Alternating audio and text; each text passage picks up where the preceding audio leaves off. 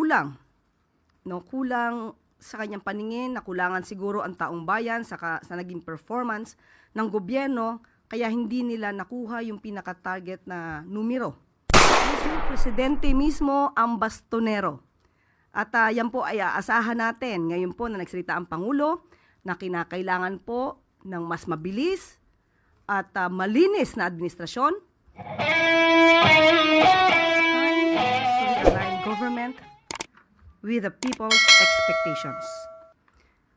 President Ferdinand R. Marcos Jr. has called for the courtesy resignation of all cabinet secretaries in a decisive move to recalibrate his administration following the results of the recent elections. This is not business as usual, the President said. The people have spoken and they have expect results, not politics, not excuses. We hear them and we will act. The request for courtesy resignations is aimed at giving the President the elbow room to evaluate the performance of each department and determine who will continue to serve in line with his administration's recalibrated priorities. This is not about personalities, it's about performance, alignment, and urgency. Those who have delivered and continue to deliver will be recognized, but we cannot afford to be complacent. The time for comfort zones is over. This step marks a clear transition from the early phase of governance to a more focused and performance-driven approach. The President emphasized that while many have served with dedication and professionalism, the evolving needs of the country require a renewed alignment, faster execution, and a results-first mindset. Government services will remain uninterrupted during this transition, and the President reiterated that stability, continuity, and meritocracy will guide the formation of his leadership team moving forward. With this bold reset, the Marcos administration signals a new phase, sharper, faster, and fully focused on the people's most pressing needs. So, hindi na po siguro natin ikakagulat ang pagtawag po ng courtesy resignation ng Pangulo sa kanyang mga cabinet secretaries, heads of agencies with cabinet rank, other heads of agencies, and presidential advisors and assistants. Handa na po tayong tumugon sa inyong mga katanungan. First question, Crisel Insigne, IBC 13. Hello po, Yusek. How this courtesy call will affect the ongoing projects and programs of the administration po? Maliwanag din po ang sinabi ng Pangulo, hindi po maaapektuhan kung ano po ang pending at existing projects habang ito ay may transition. At tuloy-tuloy lamang po ang pagtatrabaho ng mga cabinet secretaries at ng mga tao sa gobyerno. At mas maganda po itong mapakita rin ng ating mga heads of agencies, cabinet secretaries, na sila ay naaayon sa goal ng Pangulo. Ipakita nila na sila ay dapat na matantili bilang parte ng administrasyon ng ating Pangulo. Sabi nga natin, walang puwang ang tamad at korap sa administrasyon ni Pangulong Marcos Jr. Ace Romero, Philippine Star. Yusek, nabanggit sa statement na it's something that has got to do with the election results. Ano po ba yung resulta ng election na mukhang hindi yata natuwa ang Pangulo at nag-trigger ng ganitong call for resignation? Aminado ang Pangulo na kulang. No, kulang sa kanyang paningin, nakulangan siguro ang taong bayan sa naging performance ng gobyerno, kaya hindi nila nakuha yung pinaka-target na numero especially sa Senado. Pero kahit ano pa man yan, kung ano man maging resulta, ganito pa rin dapat ang gawin ng ating Pangulo, mas mapabilis pa rin ang performance ng administrasyon. Yun din po talaga ang nais ng ating Pangulo. Referring to 12-0 po yung number na sinasabi nyo, target. Mas maganda kung 11-0. Yeah, mas maganda po. So hanggang kailan po kaya yung magiging action ng Pangulo, yung kailan po namin malalaman yung magiging resulta nung inyong review sa performance? Kailan malalaman sino po yung mare-retain at sino po yung aalisin na sa cabinet? Kung mapapansin niyo po sa bawat salita ng Pangulo, ang gusto niya ay mabilisan. So asahan niyo po ang mas mabilis na action dito. Hintayin na lamang po natin dahil ka-announce lamang po ito kahapon. Salamat po. Alvin Baltasar, Radyo Pilipinas. Yusek, I believe doon sa part ng courtesy resignation na iniutos ng Pangulo, i-reviewin yung kanilang performance. Ang tanong ko, Yusek, sino-sino yung bubuo doon sa review committee? Ano yung composition nila? Sino-sino sila? Ibibigay na lang po namin ang detalye patungkol dito at ibabato namin ang katanungan na yan sa Office of the Executive Secretary. Yusek, follow-up na lang. Doon sa mga nagbigay ng resignation, hindi namin nakita yung Office of the Solicitor General. Just to... kahit meron na, please enlighten us, kasama ba ang Office of the Solicitor General sa miyembro ng gabinete ng administrasyon? Opo, kasama po ang Office of the Solicitor General na kailangan mag-submit ng courtesy resignation. Next question, Jean Mangalus, philstar.com. Good morning. What are the metrics? We know that we want fast action from these cabinet secretaries, but some of their agencies are for long-term action. So, ano yung metrics na tinitingnan ng Pangulo? Unang-una kung gano'n nga ba kabilis ang kanilang performance at kung may issue ba tungkol sa korupsyon. Importante po yan. So, hindi lamang performance to, titignan din po nila kung nagkakaroon ba ng issue tungkol sa anomalya sa kanilang pag-handle ng kanilang agency. There are reports that this shakeup is targeted towards specific secretaries. How true is this? We have no update on that. If there is really a target secretary regarding this request for courtesy resignation, there's none as of the moment. Tristan Nodalo, Newswatch.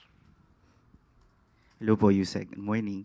Ma'am, ito po bang desisyon ng Pangulo is also one way of showing na, di ba yung nabanggit niya sa podcast niya, he wants to be respected, pero nasabi niya baka mas gusto niyang feared ang next na approach niya. And then si Senator-elect Ping Lacson sabi kailangan ng Pangulo ng bastonero sa government para talagang may matakot. But ito po ba ipagpapakita ng Pangulo na hindi niya kailangan ng bastonero because siya kaya niya pong mag-act ng sarili niya or mag-decide? Bilang presidente, hindi po talaga dapat sinasabi na kailangan ng bastonero. Mismong presidente mismo ang bastonero. At yan po ay aasahan natin. Ngayon po na nagsalita ang Pangulo na kinakailangan po ng mas mabilis at malinis na administrasyon, mapapakita po yan ng Pangulo. Di po niya kailangan bastonero. Siya na mismo po ang bastonero. Siguro na lang po baka sa ibang kritiko ng Pangulo gamitin tong mass resignation or courtesy resignation ng cabinet secretaries. Yung timing po nung decision na to, why is it, ito yung nakita ng Pangulo na best timing to do a revamp of his cabinet secretaries? Tandaan po natin, nung una pa lamang po ako na-appoint as a press officer, nabanggit na po natin yan kung may kinakailangang mga revamp. Sabi ko wala pa pong update pero talagang yan po ang ginagawa ng Pangulo, makita at ma-monitor ang trabaho ng kanyang mga heads of agencies at mga departments. So hindi lamang po ito ngayon.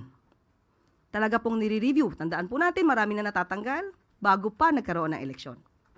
Bago pa nangyari ang eleksyon. So siguro mas naramdaman lang naman Pangulo itong naging eleksyon na mas kailangan pa ng mas mabilis ang pagtatrabaho ang administrasyon para sa taong bayan. Maricel Halili, TV5.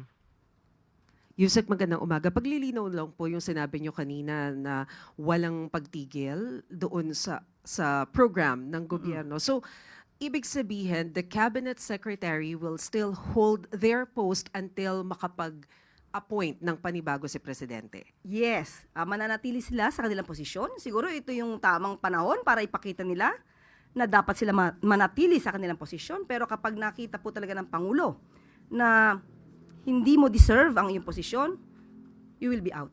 Mm-mm. Pero Yusek, how frustrated is the President for him to lead into this direction, asking all the cabinet to submit their courtesy resignation? And how big a factor is his most recent approval ratings? Approval ratings, ang recent, medyo mataas naman. So nakita naman natin na mataas pa rin ang tiwala ng taong bayan sa Pangulo. At hindi naman po kasi maganda rin sa parte ng Pangulo na isahin niya ang bawat sekretary, alamin kung ano ba ang performance mo, kaya dapat lahatan po ito. Para sabi nga nila magkaroon ng elbow room ang Pangulo sa pagpili ng tamang leaders na mamumuno sa kanyang administrasyon. Sorry, ma'am. Is it right to say that he is frustrated with the performance of some of the cabinet secretaries? Yun po ang lumalabas. Thank you. Follow-up question, Eden Santos, Net25. Okay. Yusek, good morning po. Yung pong cabinet revamp, hindi po ba iyon layo na ilihis umano yung sisig sa Pangulo? Dahil kung binabanggit niyo po na yung performance ng ilang mga cabinet secretaries, since sila po ay nagsisilbing alter ego ng Pangulo, hindi po ba parang sa kanya rin yun na babalik? Kaya nga po tatanggalin. Para po mas mapaganda pa ng Pangulo ang performance ng kanyang administrasyon. Thank you po. Follow-up question, Gilbert Perdiz. Good morning po, Yusek. Nanawagan po si Senator Coco Pimentel kay Pangulong Marcos na maigi daw na talaga ng mga cabinet members na walang political ambitions at hindi nangangarap na mahalal sa 2028 elections. Anong reaksyon ng palasyo dito? Maganda pong suhestyon yan. Dapat po kasi nagtatrabaho dito, hindi pang sarili lamang, hindi pang negosyo, kundi para sa taong bayan.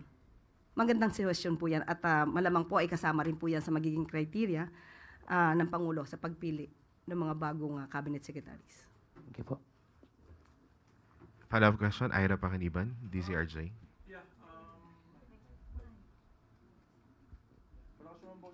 Oo nga. I can hear you.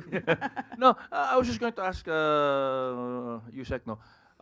Sabi sweeping, pero there are some cabinet-ranked secretaries who have expressed na wala silang balak mag-submit ng courtesy resignation. I know of at least one who says na hindi naman ako cabinet secretary, Office of the President ako eh. So, kasali ba siya? Hindi ba siya kasali? Ano ba ang posisyon ng... Liwanagin po natin.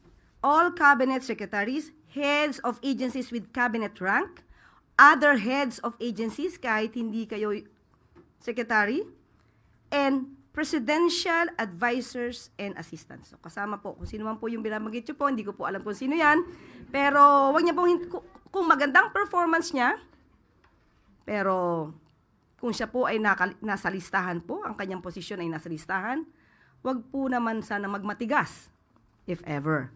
At kung maganda naman po ang performance niya, hindi naman po siya matatanggal. Kung hindi siya magbigay ng courtesy resignation, will it be deemed na courtesy resigned na siya anyway? Tingnan po natin. Hindi ko po alam kung ano po yung pinanggagalingan ng istorya ninyo. Sabihin ko na si Secretary Gadon, dun sa chat group, sinabi niya hindi siya kasali. Sa aking pagkakaalam, presidential advisor siya. At ang tawag sa kanya secretary. At sa aking pagkakaalam, personally po, ay kasama po. Sa akin lamang po yan. Thank you, ma'am. Follow-up question, Heidi Sampang, FEBC. Good afternoon, Yusek. Paano po natin parang sa mga taong bayan po, sa mga karaniwang mamamayan, paano po ito dapat na tanggapin or intindihin po nila yung pag-submit nga po ng courtesy resignation ng lahat ng mga cabinet? Baka lang po kasi may impression na unstable tayo, unstable po ang government po natin. dapat mas matuwa po ang taong bayan dahil pinapakita po ng Pangulo na sabi nga natin, walang puwang sa gobyerno, sa administrasyon, ang tamad at ang korap. Mas maganda po at dapat tanggapin ng taong bayan na mapalitan ang mga ito ng karapat-dapat sa posisyon. At yun naman po ang kagustuhan ng Pangulo. Ito lahat ay para sa bansa at sa taong bayan. Follow-up question, Ivan Mayrina, GMA7. Yusek, ito pong recalibration ng prioridad. Can you tell us, ano ho kaya maaasahan ng mga tao that will come out of this call for a cabinet revamp? Anong mga prioridad po itutuon ng gobyerno ang kanilang trabaho from here on? Unang-una po, sa infrastructure, dapat po talaga matugunan, mas mabilis po dyan. Kung ano po mga serbisyo sa publiko, uunahin yan. Marami pong pwede sa edukasyon, infrastructure. So, hindi ko po maiisa-isa yan. Kung pwede pong gawin at gampanan ng Pangulo na masaayos ang lahat sa tamang oras at bago siya matapos ang termino, gagawin po ng Pangulo yan.